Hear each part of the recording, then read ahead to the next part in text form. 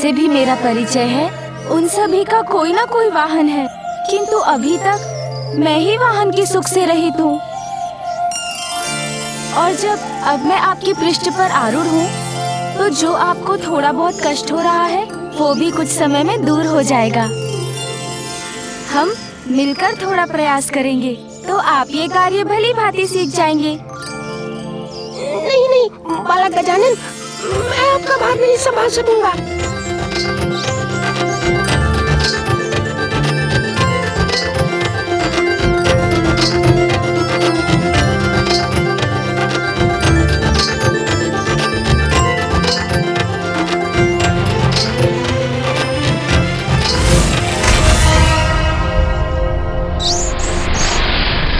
कहिए, बनेंगे ना मेरे वाहन?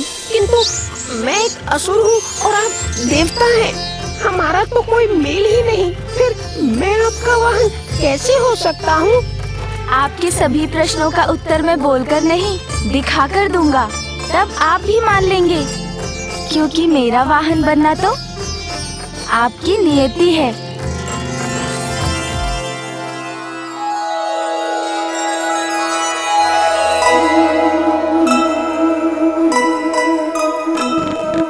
स्मृत मुशिकासुर को सुमुख दिखाए,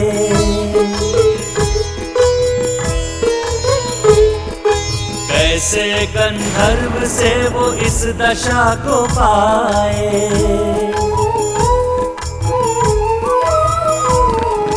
उमा आशीष दिया विनायक के द्वारा, होगा उद्धार उचित समय पे तुम्हारा। कामना प्रतीक मूस को वश में लाए, गजानन वाहन। मुझे स्वयं में ये कैसा सुखद एवं आत्मिक संतोष होने का आभास हो रहा है। प्रतीत हो रहा है मैं अब पहले की भांति वो दुष्ट मूषिकासुर नहीं रहा।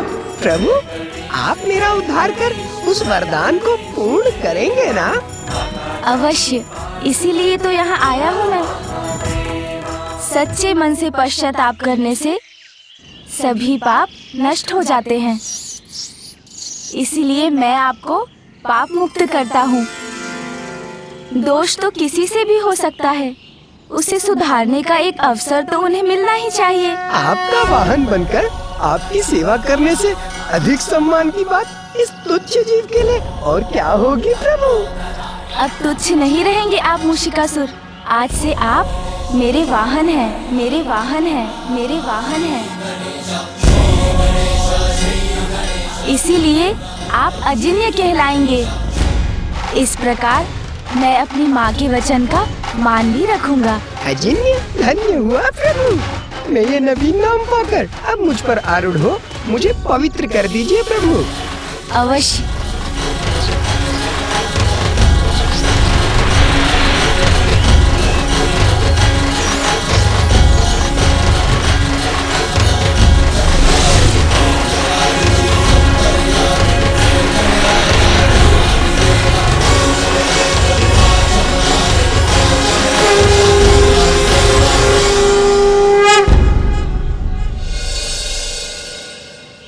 देखिए, मुझे मेरा वाहन मिल गया।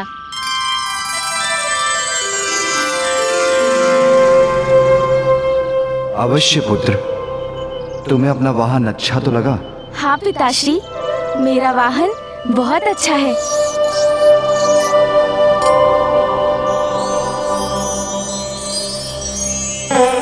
माँ, नंदी जी और सोमनंदी जी के समान विशाल तो नहीं है ये, और फूफा जी और मामा जी के वाहन के समान उड़ सकेगा या नहीं ये भी मुझे ज्ञात नहीं, किंतु जैसा भी है मुझे तो अपना वाहन बहुत प्रिय है।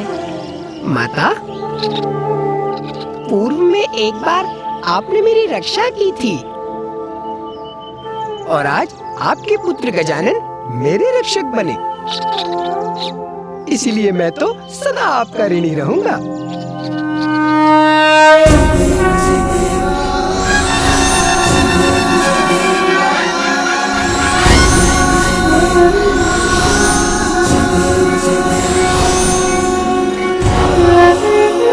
प्रणाम। आज तुमने संसार को एक नवीन सीख दी है।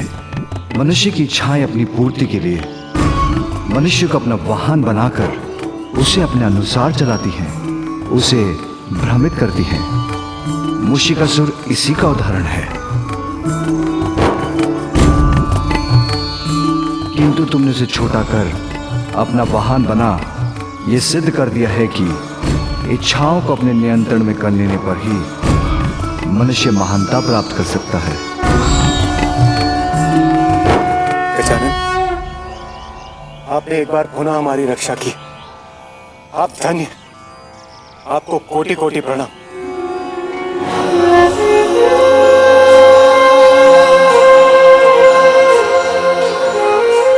प्रणाम प्रभु, प्रणाम माता। माता, ये तो हमारा सौभाग्य है, जिनकी पूजा और भोग के लिए हमने इतना परिश्रम किया। उनके ही पुत्र ने इस कार्य में आने वाले सभी विघ्न को इतनी चतुराई से हर लिए। सभी ऋषिगण और उनके परिवारों की ओर से मैं आपका धन्यवाद करता हूँ गजानन। आपने हमारी रक्षा की।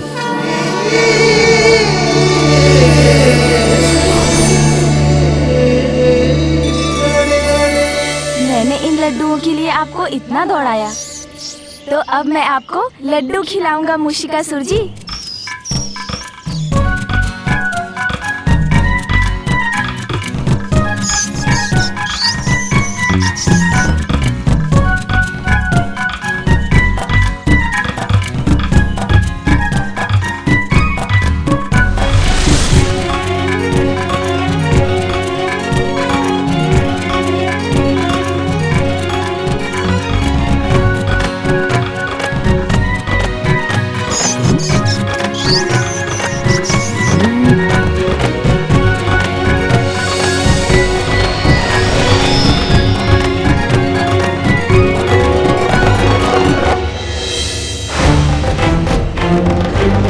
एक बार पुनः तुमने मेरी योजना को इतनी सरलता से पराजित कर दिया। बालक गजानन, वास्तव में तुम्हारी बुद्धि और प्रतिभा अद्वितीय है। अति उत्तम मेरे वाहन मूषक जी। अब शीघ्र मुझे कैलाश ले चलिए।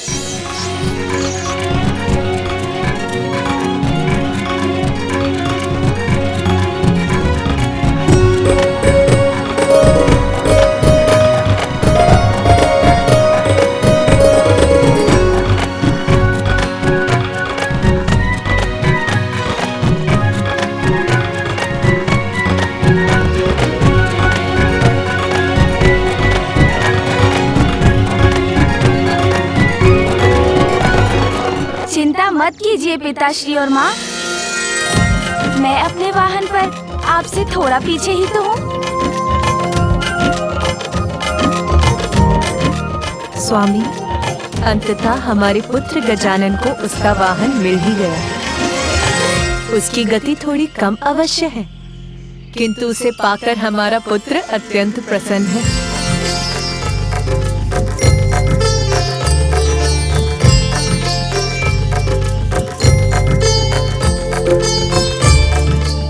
महेश्वरी, प्रिय, गजानन के द्वारा मूषिकासुर की रक्षा भी हो गई और उद्धार भी। वाहन बन गया वो हमारे पुत्र का। किंतु तुम्हारी भक्त सोयनी का क्या होगा? उसका पति उसे कैसे प्राप्त होगा?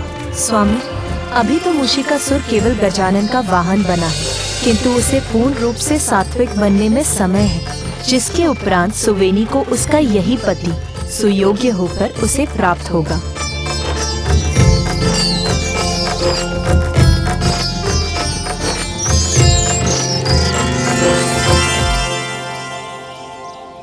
देखा मूषक जी, नंदी जी और सोम नंदी जी को। मुझे विश्वास है उनके समान आप भी इस पर्वत को लांघ जाएंगे।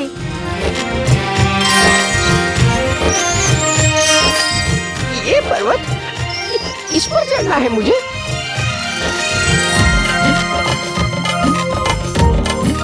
चलिए ना मूषक जी, आगे बढ़िए।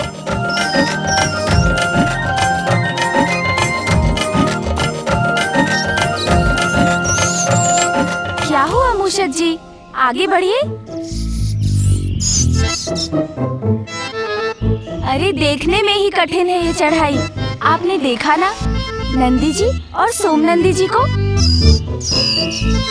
कितनी सहजता से उसके ऊपर चढ़ गए थे। आप भी चढ़ सकते हैं, चलिए।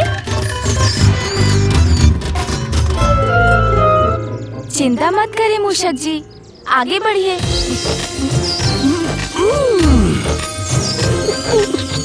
हम तो यहीं अटक गए, अब क्या करें?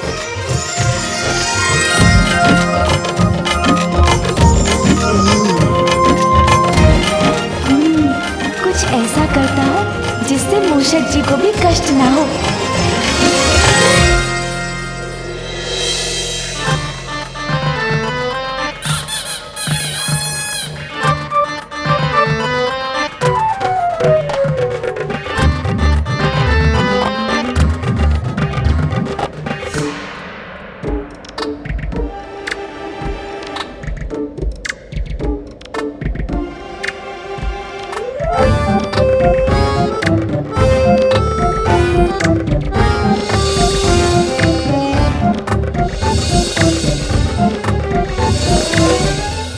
नहीं मूषक जी, ये चढ़ाई तो वास्तव में कठिन थी।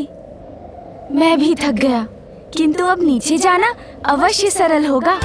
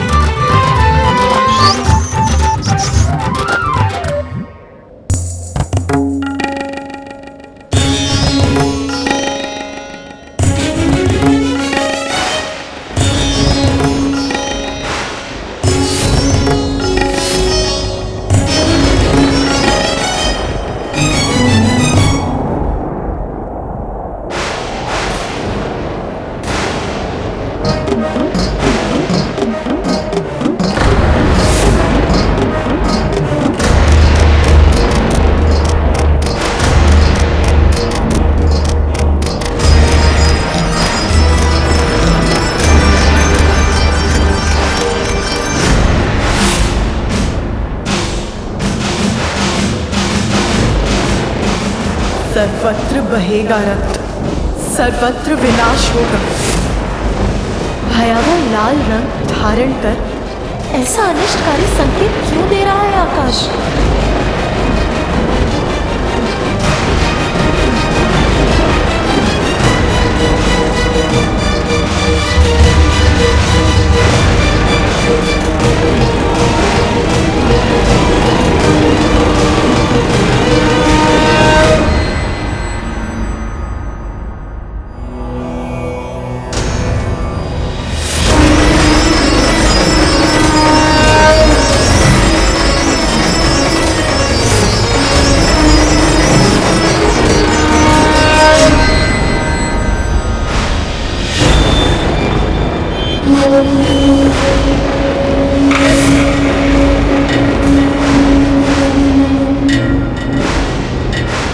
नहीं स्वामी, इतने सारे अनिष्टकारी संकेत एक साथ क्यों उत्पन्न हो रहे हैं?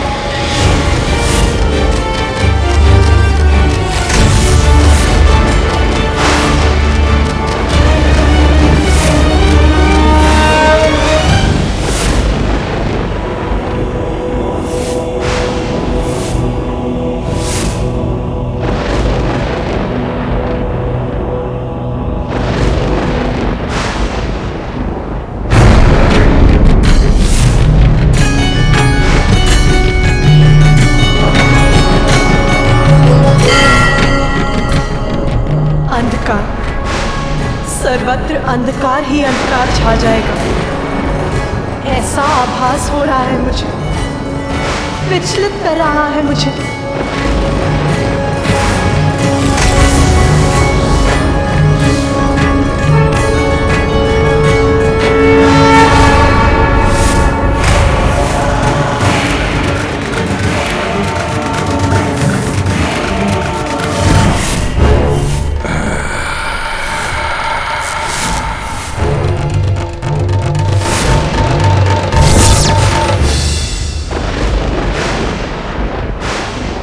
महादेव पुत्र अंधकासुर।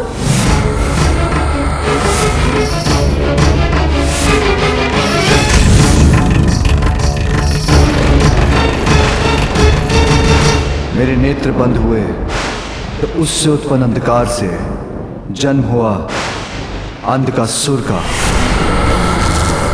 जिसका अंत देवता, गंधर्व, यक्ष, नाग, नारायण और स्वयं आप भी नहीं कर सकते स्वामी।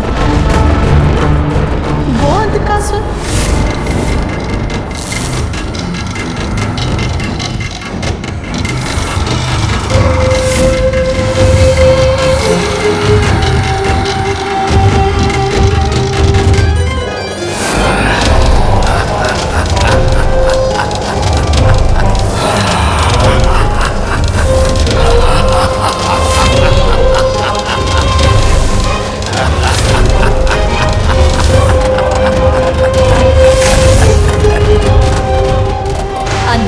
के विकार का विस्तार करता है अंधकासुर, और यदि उसे अवसर मिल गया तो वो देवताओं के साथ साथ स्वर्ग को भी नष्ट कर देगा अपने अंधकार से।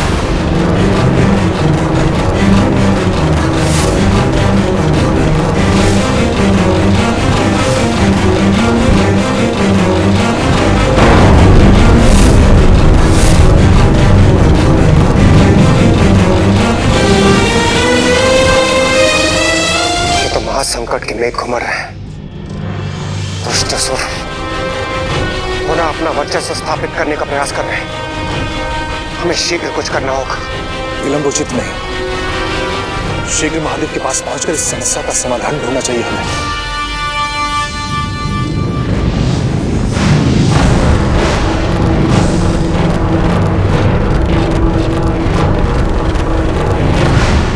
जलंधर,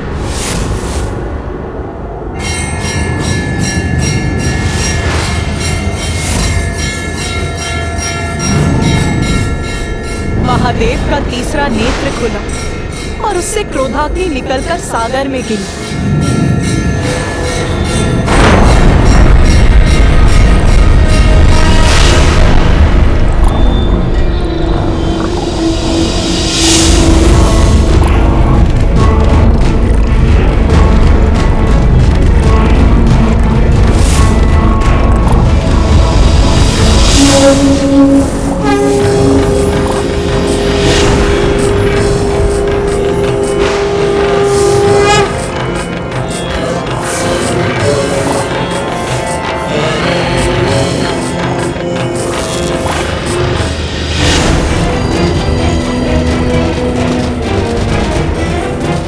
अग्नि और जल के इस विचित्र संयोग से जन्म हुआ जलंधर का।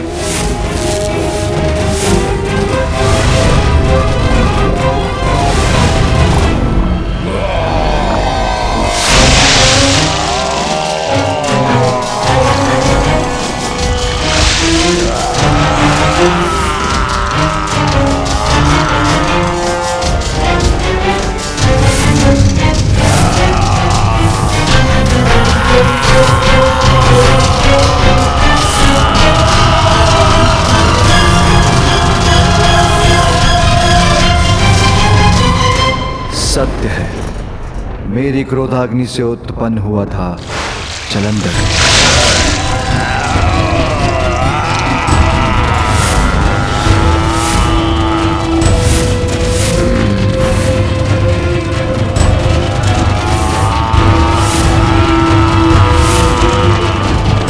यदि उसे अवसर मिल गया तो वो अपने भीतर छिपे क्रोध से संपूर्ण सृष्टि को भस्म कर देगा।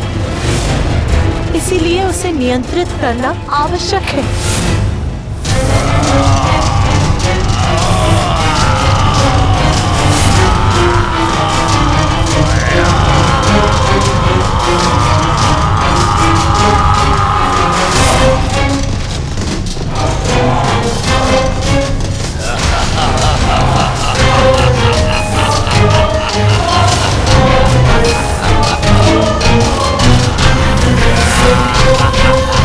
क्योंकि जलंधर वो अंधकारी शक्ति है जो आप ही के समान शक्तिशाली है महादेव।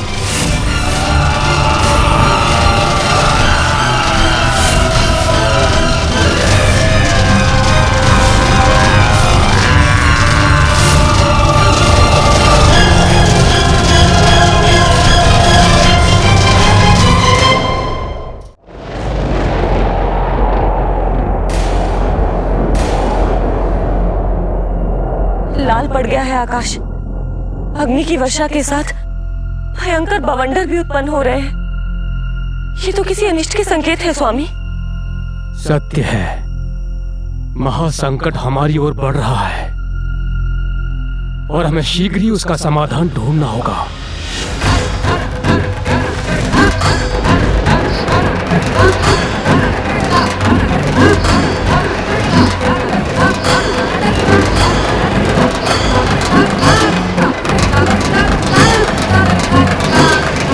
स्वामी, वायु इतनी भयंकर ध्वनि क्यों उत्पन्न कर रही है? शंखचूड़।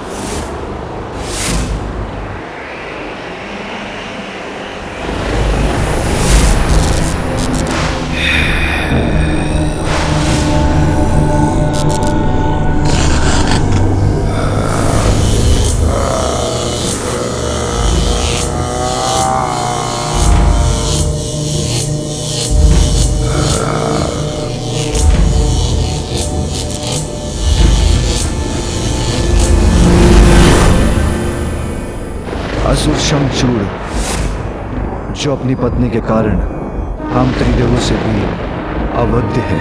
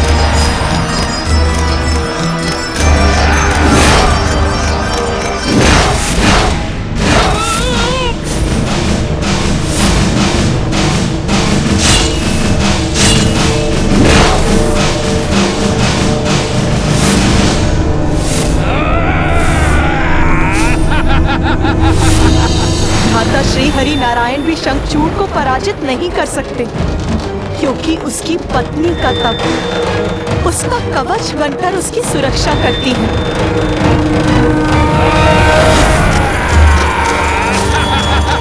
इसीलिए वो देवताओं, यक्षों, गंधर्वों को पराजित करने में सक्षम है।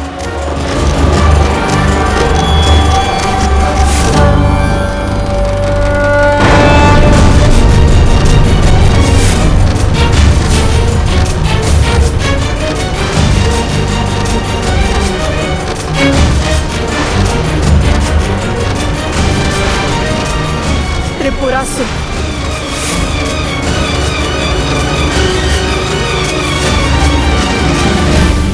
अर्थात तारकाक्ष, कमलाक्ष,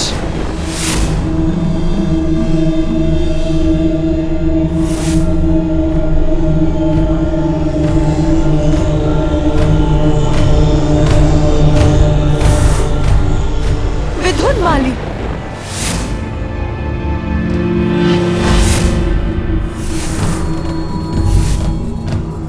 तारकासुर के पुत्र है त्रिपुरासुर। ब्रह्मदेव की तपस्या कर उनसे वरदान प्राप्त किया और उस वरदान के प्रभाव से अजय हो गए हैं ये तीनों।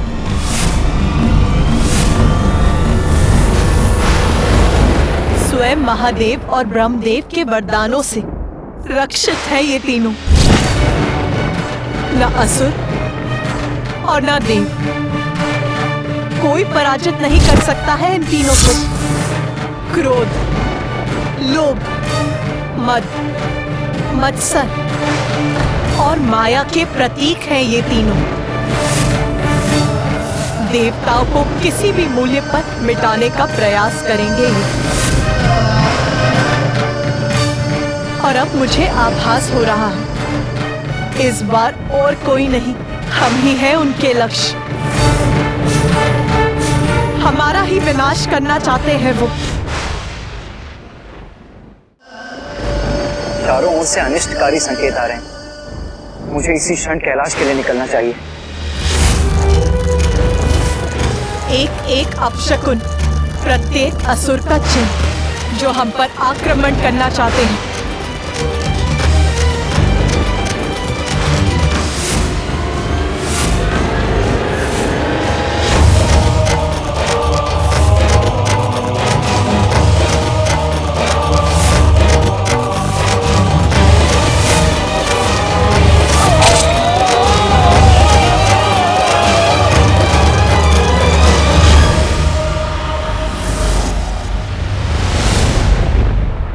शुंभ, निशुंभ,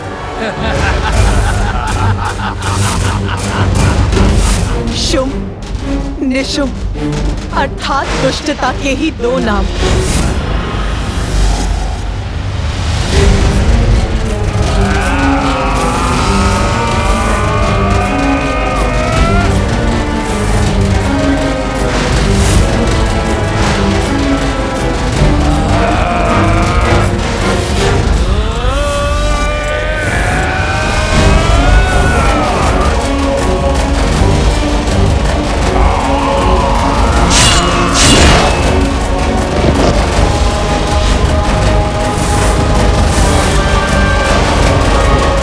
किसी भी देवता या भगवान के द्वारा इन दोनों का वध असंभव है।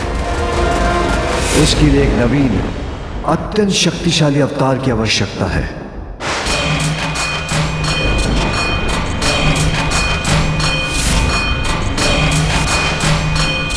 प्रभु, वहां उस असुर को देखिए।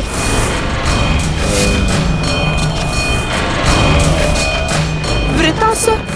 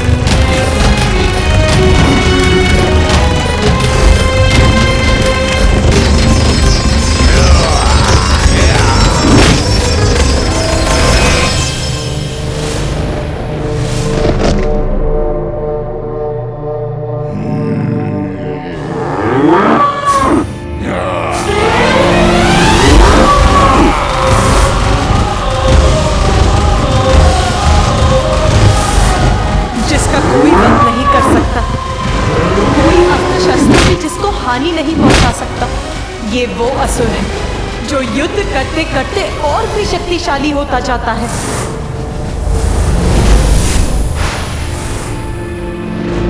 और इन सभी से भयंकर राक्षस है दुर्गम।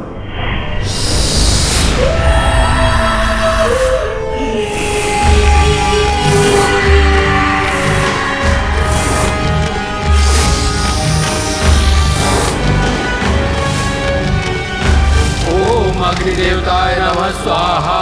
ओम वरुण देवताय नमः स्वाहा। ओम वायु देवताय नमः स्वाहा।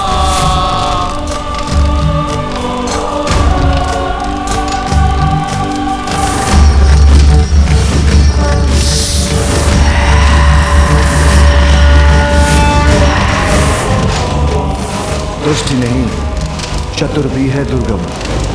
यज्ञ आदि को रोकना उसने अपना ध्येय बना लिया है। विध्वंस, सर्वत्र विध्वंस।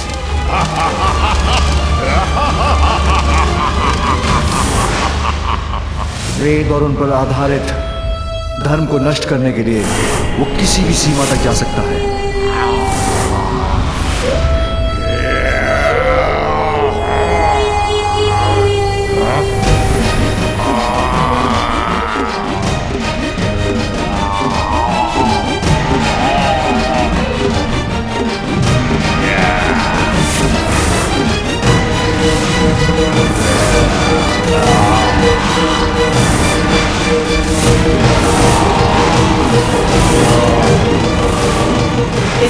मानवी विनाश को रोकने का एकमात्र उपाय है देव असुर संग्राम।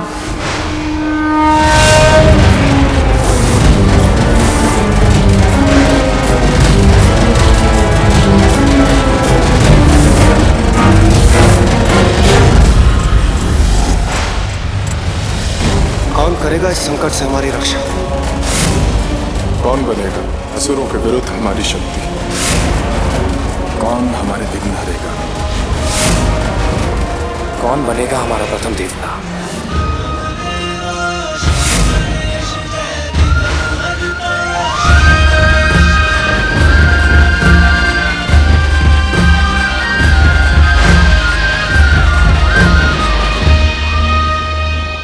If you want to enjoy more Devta TV content like this, please subscribe to our channel and click the bell icon. Stay connected with us for more interesting and entertaining videos.